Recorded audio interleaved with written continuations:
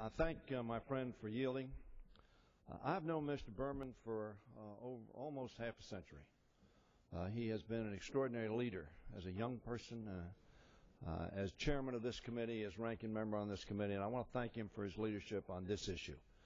He has been instrumental. I want to thank my dear friend in whose district I used to live so many years ago, Eliana Ross-Lehtinen, the chairman of the Foreign Relations Committee, Foreign Affairs Committee.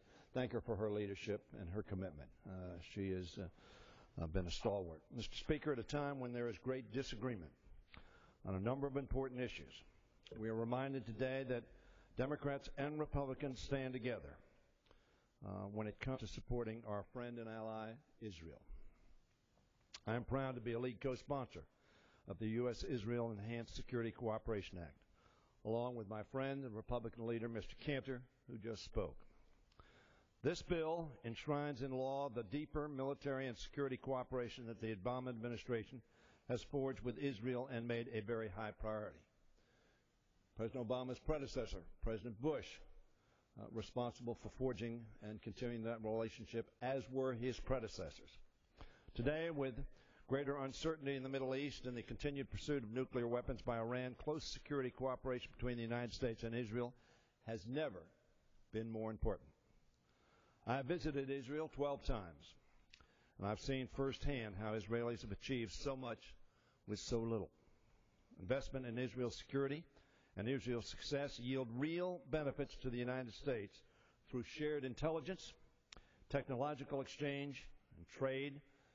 Investments in Israel and also strengthen our security, because our countries share not just values, but strategic interests, including preventing Iran from developing nuclear weapons.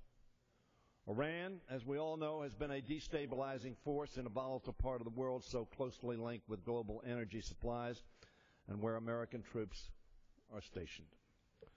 In response, this administration has coordinated with our European allies to impose the strongest sanctions Iran has ever faced. This bill will enable even closer military and security ties with Israel so we can further deter Iran from developing nuclear weapons capability and work together to create and to combat terrorism that threatens both of our countries. I want to recognize in particular the hard work of my friend and colleague, as I said earlier, Howard, the ranking Democrat in the Foreign Affairs Committee. He and Eliana Ross-Lehtinen have been a real team, real partners in this effort, as I and Mr. Cantor have been. Mr. Berman has been instrumental in securing funding for the Iron Dome anti-missile defense system that was jointly developed and will be deployed on Israel's borders to protect against short-range missiles Iran provides to terrorist groups like Hamas and Hezbollah, thousands of those missiles. As Israel continues its pursuit of secure peace, we in Congress will continue to stand together in support of Israel and in recognition of the values and ideals our countries share. This resolution, in part, is so that there will be clarity, that there will be no confusion. There needs to be a clear understanding of all those who would threaten Israel that the United States stands with her, because it is in the United States, security interest to do so, and because it is morally and ethically the right thing to do as well.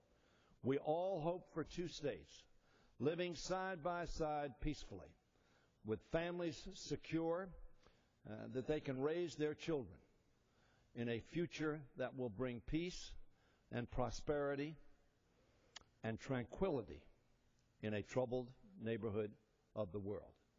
I urge my colleagues to enthusiastically support this resolution and yield back the balance of my time.